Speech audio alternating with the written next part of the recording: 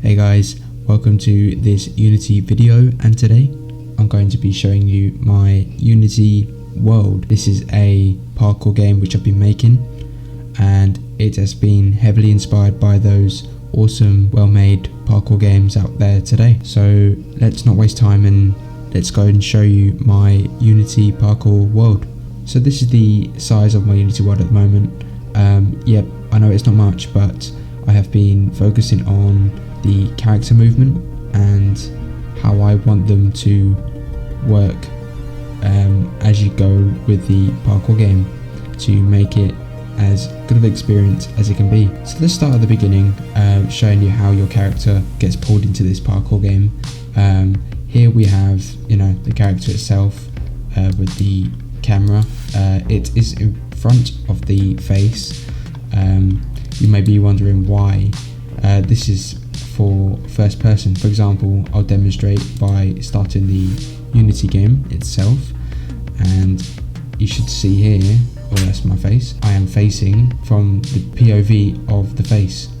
So you can see here, it's very horrific eyes, that's kind of disturbing. These are the controls, WASD. You can hold shift to run around. When you look down, you can see the rest of the body. This is the very basic looking room. I might go ahead and insert more things over time. I wanted to get the overall look of how you begin in like a plain room with just one doorway. You wouldn't know where it goes if you didn't see what the game's called. So if you wanted to, you could make it like a mystery game. Anything's possible.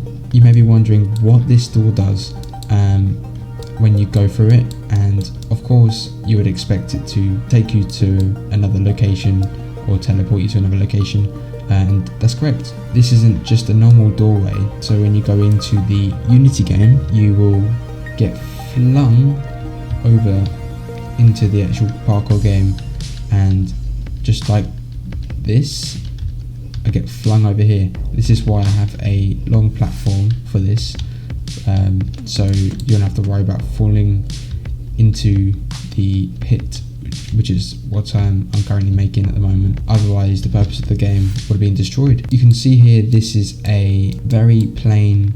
When you go ahead and click on it, you can see here, if you wanted to, you can put mesh renderer on, but as I was making this, I was originally going to have it open like this, but I realised it makes it more of a mystery with it on. If you look on the other side, you can see that there is an entire empty wall here. So because you can walk through the plane,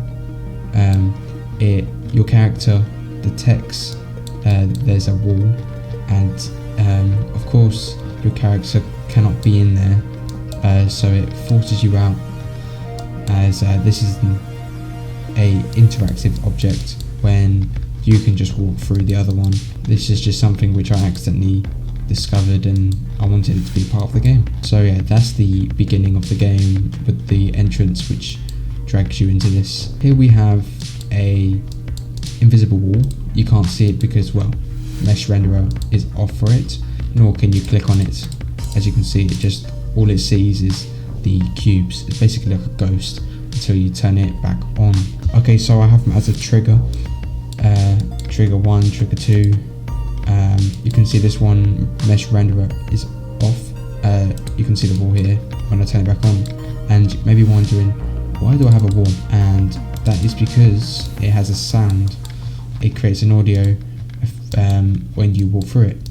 So if you look here, when I pull the box down, you can see it says 1 point. This is just what I manually renamed it to, so I can remember which one's which. Otherwise it'd be really confusing. I renamed the actual audio 1 point itself because it makes a ding sound, and I can show you that right now. So if you go through into the game, you see here, you get dragged in, you jump, makes a ding sound, and you can walk it through as many times as you want, and it will not stop making the ding sound. Ding, ding, ding, ding. and you can turn it on as you start the game if you wanted to.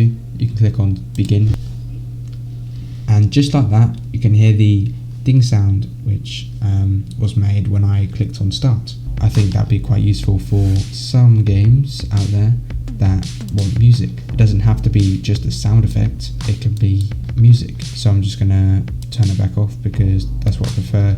As part of the game it needs to be invisible. So let's show you what I have for the future of this game and my ideas for it. So for the rest of it, you can see here I have the parkour, and then I have a huge cube here. Like I said, these are currently really basic and they'll be turned into something even better as time goes on, but I wanted to get the whole overall look of the game implemented first, so people can actually play the game, and then you can just easily change things as time goes on. This specifically is used to show you that you have finished one part of the course and you'll be moving on to something different. So you can see here it's really flat, and then you have the long one. This is going to be a bonus point wall, which will be right at the beginning.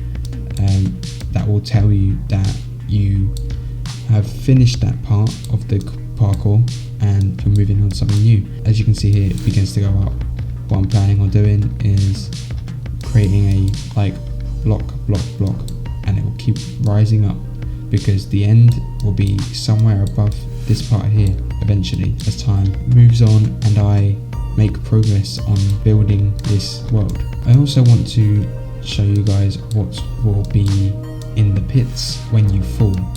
Of course there'll be a respawn back to the beginning. There will be some sort of dark smoky effect which will tell you not to go down there because darkness normally means death. That will give the player of the game a hint that you must make it through each one until the safe zone, which is that longer cube. So thank you so much for watching this little video of my parkour course which I've been making, and I will keep updating you guys on this world on my WordPress. So thank you again, and bye bye.